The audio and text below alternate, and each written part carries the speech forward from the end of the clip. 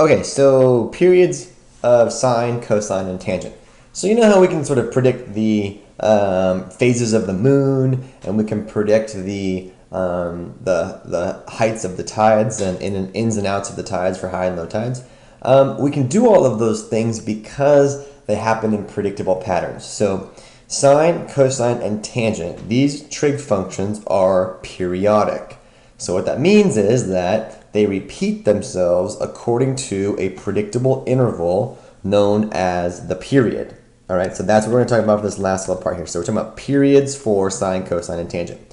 Okay, so let's begin with the unit circle, like everything begins in trig with the unit circle. So let's say I have a point over here, x and y, and I have some angle here, t. That's the classic picture that we have. All right? All right, well, isn't it true that I could also draw a coterminal angle, gone all the way around and get to the exact same point, and I would have gone a distance of 2 pi around from wherever I was, right?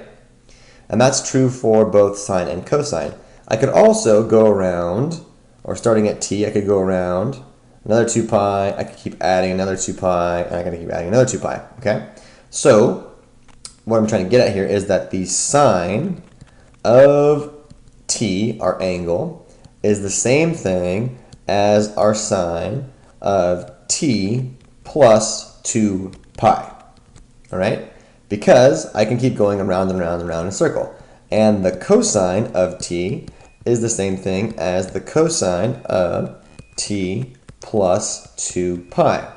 Now, I could keep going around and around and around forever and ever and ever. So what we add in here is 2 pi n and a 2 pi n, meaning n stands for the number of times I want to go around my circle. So the period then, for this right here, the period for both sine and for cosine is 2 pi. So that means that both sine and cosine have a period of 2 pi, meaning that they repeat themselves on intervals of 2 pi. Both of them have a period of 2 pi. All right, well, if sine and cosine have a period of 2 pi, then their reciprocals, which are cosecant and secant, also have a period of 2 pi because they are just reciprocals of each other. So that means that we can say this: the cosecant of t is equal to the, we don't need that there, is equal to the cosecant of t plus 2 pi n, and the secant of t is equal to the secant of t plus 2 pi n. Again, n just means how many times we've gone around the circle. Okay, that's all that means.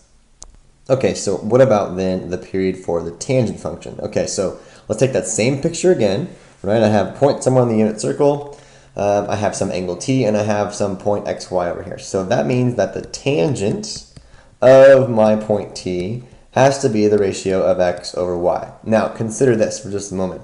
What if I were to draw this angle here, which would mean I've gone pi unit, 180 degrees, or pi in this direction, okay? 180 degrees.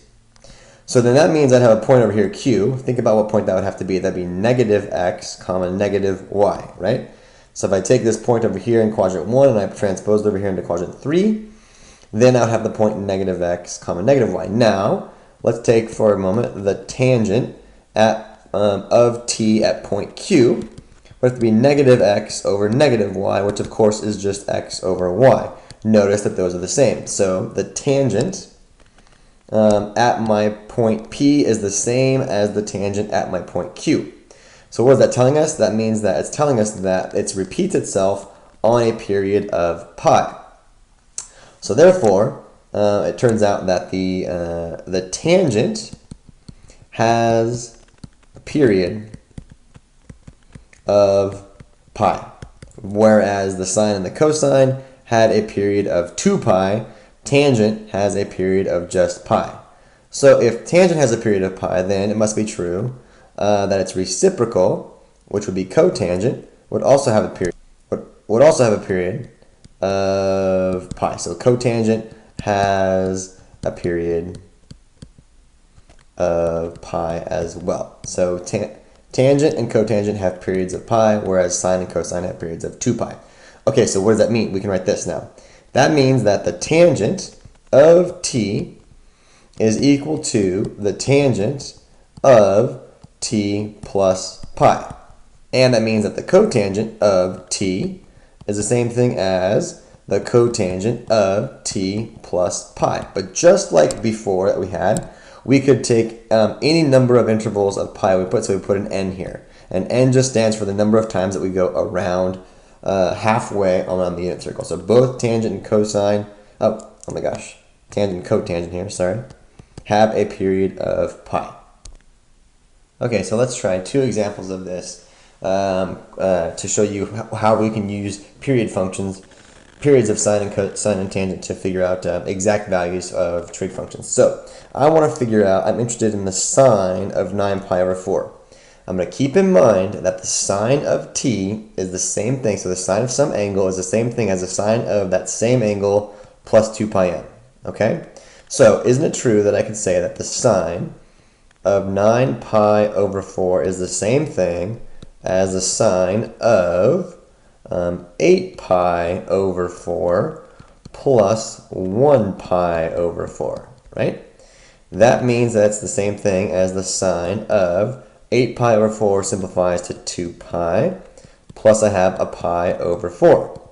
Okay, so check this out. N is a value of 1.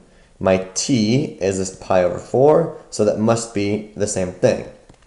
So the sine of 9 pi over 4 must be equal to the sine of regular 1 pi over 4, because it's just pi over 4 with a revolution of 2 pi.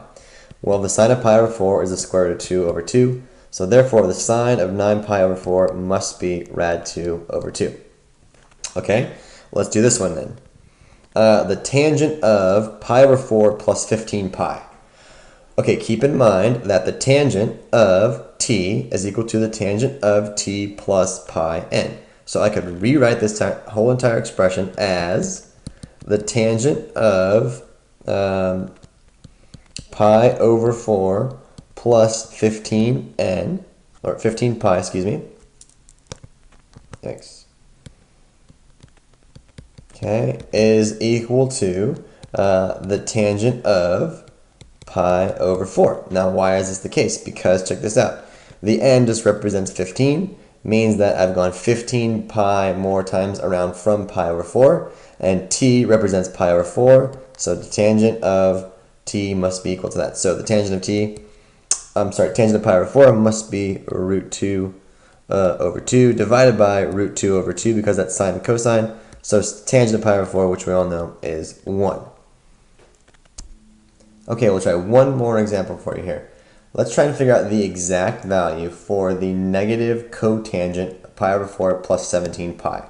That looks really, really intimidating. I totally get that, right?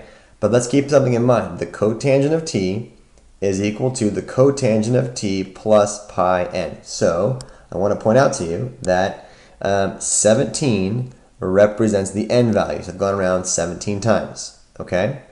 And then I have pi just represents pi.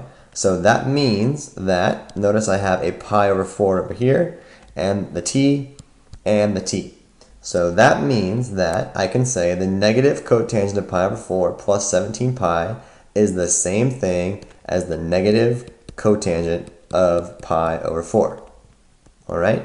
That's equal to the negative 1 over the tangent of pi over 4 using my reciprocal identities.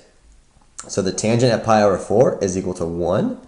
So this is equal to negative 1 over 1, which is equal to negative 1. So therefore, the cotangent, the negative cotangent of pi over 4 plus 17 pi is equal to nothing more than negative 1. So I realize that these look super scary, but they're not that bad. I'll do one more for you. All right, here we go. Last one for you. So sine of negative pi over 4 minus 1,000 pi. Wow, that looks really, really scary. But keep in mind that the sine of t is equal to the sine of t plus 2 pi n, because remember, sine has a period of 2 pi. Okay, so let's work with this here. That means that I'm going to have the sine of negative pi over 4 plus 2 pi times negative 500. So check that out. The negative 500 represents the n. 2 pi is still here. So now I can say that this is equal to the sine of negative pi over 4, because these two things are equal. Sine of t is equal to all this. Well, sine is an odd function. Odd O for out, negative sign comes out, so I have a negative sine of pi over 4, which is the negative root 2 over 2. When you look on your bite size, you know that it's a 45 degree. Sine is of pi over 4 is root 2 over 2, and the answer is negative because there's a negative out in front. Okay? Hope that helps you guys out.